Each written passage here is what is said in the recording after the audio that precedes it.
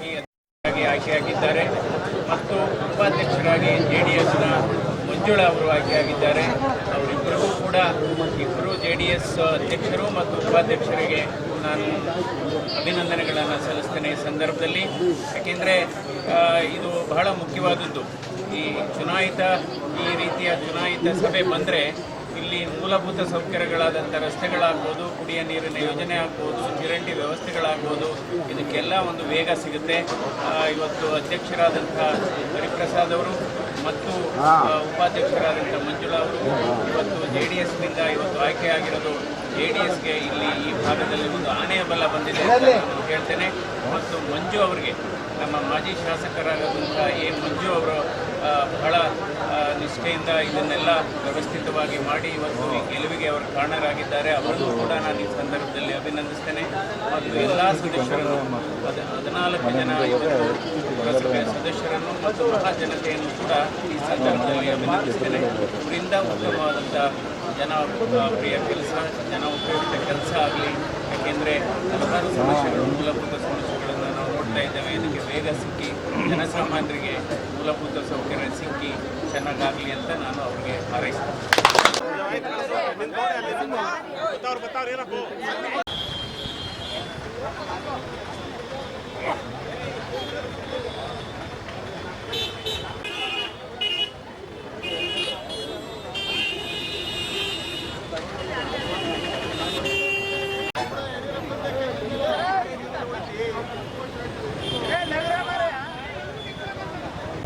ಪುರಸಭೆಗೆ ಅಧ್ಯಕ್ಷ ಆಗಿದ್ದೀರಾ. ಚುನಾವಣೆ ಕಳೆದು 2-2.5 ವರ್ಷ ಆದ ನಂತರದಲ್ಲಿ ಅಧ್ಯಕ್ಷ ಆಗಿರೋದು. ಏನು ಹೇಳಕ್ಕೆ ಬಯಸ್ತೀರಾ ಸರ್? ನಿಮ್ಮ ಏನೀಗ ಅಧ್ಯಕ್ಷರಾಗಿದ್ದೀರಾ, ಸದಸ್ಯರಿಗೆ ಏನು ಹೇಳಕ್ಕೆ ಬಯಸ್ತೀರಾ ಹಾಗೂ ರಾಜಕೀಯದ ವ್ಯಕ್ತಿಗಳಿಗೆ ಏನು ಹೇಳಕ್ಕೆ ಇಷ್ಟಪಡ್ತೀರಾ ಸರ್? ಇವತ್ತೊಂದು ದಿವಸ ಬಿಡದಿ ಪುರಸಭೆ ಅಧ್ಯಕ್ಷ ಸ್ಥಾನಕ್ಕೆ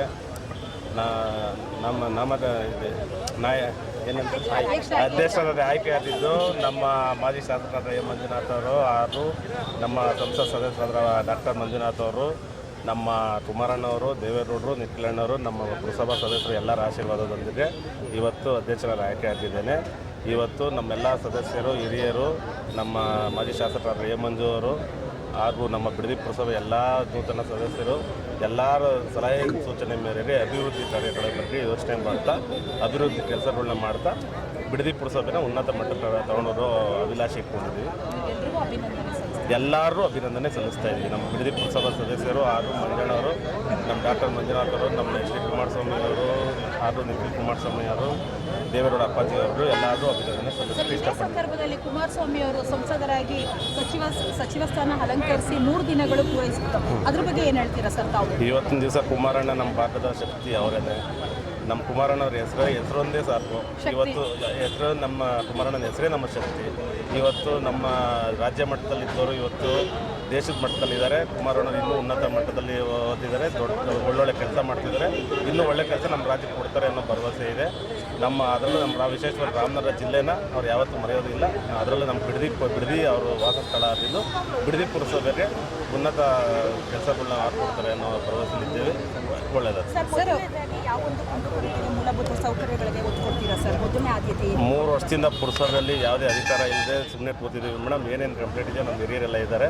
ಅವ್ರ ಸಲಹೆ ತೊಗೊಂಡು ಎಲ್ಲರ ಕಡೆಯಿಂದನೂ ಏನೆಂಥ ಪ್ರಾಬ್ಲಮ್ ಇದೆ ಅಂತ ಕೇಳಿ ಎಲ್ಲರ ಸಲಹೆ ತೊಗೊಂಡೆ ಕೆಲಸ ಮಾಡ್ತೀವಿ. ಸರ್, ಬಿಡದಿ ಪುರಸಭೆ ಅಂತಂದರೆ ಮಾದರಿ ಪುರಸಭೆ ಮಾಡೋಕ್ಕೆ ಹೊರಟಿದ್ದೀರಾ. ಯಾಕಂತಂದರೆ ಮಾಜಿ ಮುಖ್ಯಮಂತ್ರಿಗಳು ಇರೋವಂಥ ಸ್ಥಾನ ಇದು. ಸೊ ಹಾಗಾಗಿ ಮಾದರಿ ಪುರಸಭೆ ಮಾಡೋಂಥ ಹೊರಟಿದ್ದೀರಾ? 100% ಮೇಡಮ್. ಇವಾಗ ಚಿಂತನೆ ಇಟ್ಕೊಂಡಿದ್ದೀರಾ ಸರ್? ಚಿಂತನೆ ತುಂಬ ಇದ್ದಾವೆ.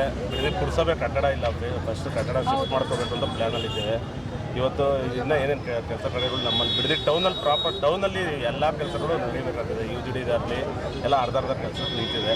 ಅದನ್ನೆಲ್ಲ ನಾವು ಸದಸ್ಯರಾಗಿ ಕೂತು ಬೇರೆ ಫಾಸ್ಟಾಗಿ ಕೆಲಸ ಕ್ಲಿಯರ್ ಮಾಡೋ, ನಮ್ಮ ಅವಧಿಯಲ್ಲೇ ಕೆಲಸ ಕ್ಲಿಯರ್ ಮಾಡಬೇಕು ಅನ್ನೋದು ನಮ್ಮ ಆಸೆ ಆಗಿದೆ.